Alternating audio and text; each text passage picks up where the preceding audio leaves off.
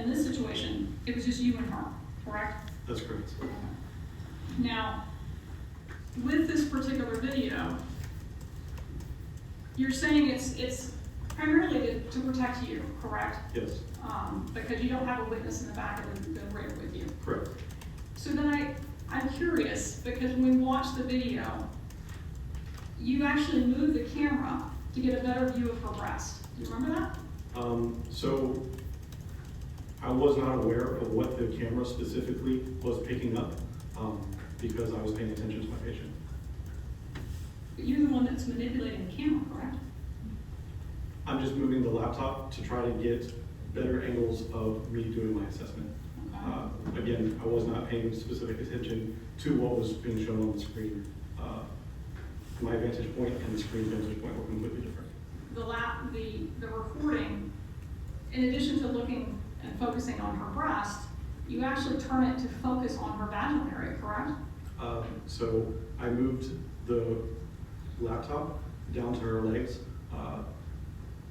because that was the part of the assessment that I was doing. Again, I was not aware specifically of the vantage point of the camera, but it does appear that way.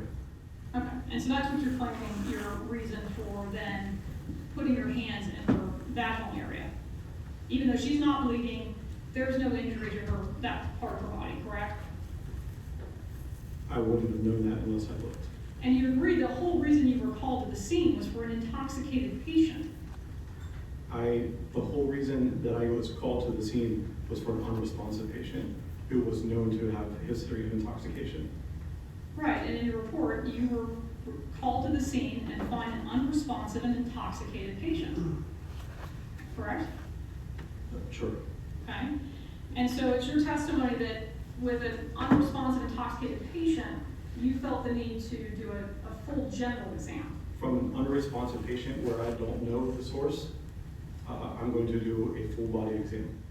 And you would agree that the information you provided had nothing to do with any injury to her genital area, correct? After my assessment, No, when you arrived on scene, you were indicated this was an intoxicated, unresponsive female patient. Intoxicated. Versus James Tyler Melady, case number 2024-914 CFFA. Verdict. We, the jury, find the defendant, James Melady, as follows. Count 1, guilty of the charge of sexual battery, a lesser included offense. Count 2, not guilty. So say we all, dated at Flagler County, Florida, this 10th day of December 2025.